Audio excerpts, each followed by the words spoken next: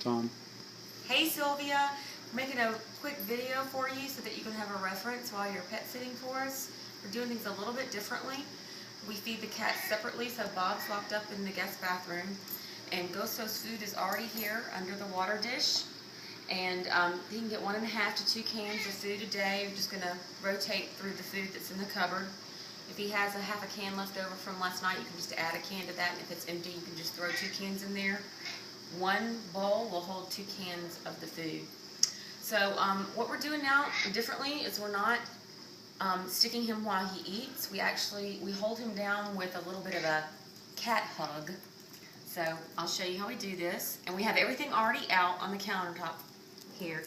So we're just going to put our arms over him, and he'll just hunker right down. He knows that this is, and then we pet him, and we stay real gentle, and we use real soft tones with him. Pet him a little under the chin. He really likes that. Now what we're going to do is we're going to go for the sweet spot on the ear. Craig, if you can get close right here. See that little lip in the ear, that little part that comes apart? There's a spot above it that's about this wide. It's about 1/4 inch is what I guess. And you want to prick him right there, and it'll bleed like a stuck pig. If you get too high or too low on the ear, it's going to be really difficult to bleed, and you have to squeeze it real hard to get to bleed, and that's when he starts having, an attitude with you.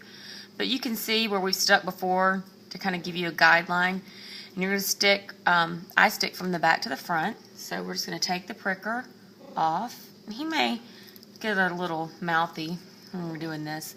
You're going to have a half of a paper towel ready to catch the blood. Okay, so he knows. He knows this means I'm going to eat soon. So he's purring right now. We're going to stick him. We're going to try to get that sweet. He didn't like it. He's mad. It's okay. Bleeding like a stuck pig. Now, let's stick the square end into the test meter, and the pointy end is going to come out here and get the blood. And yes, it's a lot of blood, but it will dry up real quick. And then we're going to grab the paper towel while... It's okay, buddy. And we're just going to be real nice to him. And then we let him eat, okay? And pet him. He got a little mouthy, but that's okay. Now, as you can see, the reading on this was 311. Anything over 250 is going to get 1 unit of insulin, which we have over here already out. We don't have it full because if it was under 250, he would not get any insulin. So now what I'm going to do is I'm going to draw a unit while he's eating. I do give him his insulin while he's eating. He rarely ever notices it anymore. You're going to be really, really gentle with this. I will have his fur shaved for you when you get here.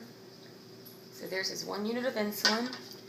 And what I'm going to do is just going to gently just pick his neck hair up and just real gently just stick it in there and press. And then I say, all done, and I pet him. And this is the body language that he knows when I say all done and give him the pet. Every once in a while he might growl when he gets the insulin. But I'll say, all done, and I give him the pet and the tap, and he's usually pretty good after that.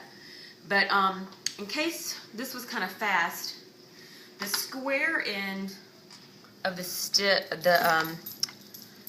test strips goes into the True Track meter, and the pointy end gets the blood. And if you'll get him in that sweet spot, it'll bleed real heavy. But it doesn't need a lot of blood, and you just stick that pointy tip in there. Now, also, you do have to wait. You stick it in, and it beeps one time. You do have to wait for, I'll show you, the little thing, the thing down there on the bottom, and the little blood drop blinking, before you stick it in there on the blood. So if you stuck this in here and shoved it right into the blood, it's going to give you an error code and tell you that it's not going to read properly because you've got to wait for that before you stick it in. So you'll have to pet him and wait, a few seconds once you get that in there.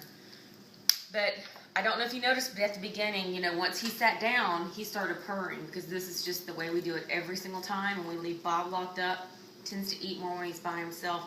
I think you're going to do great. You call us if you need us.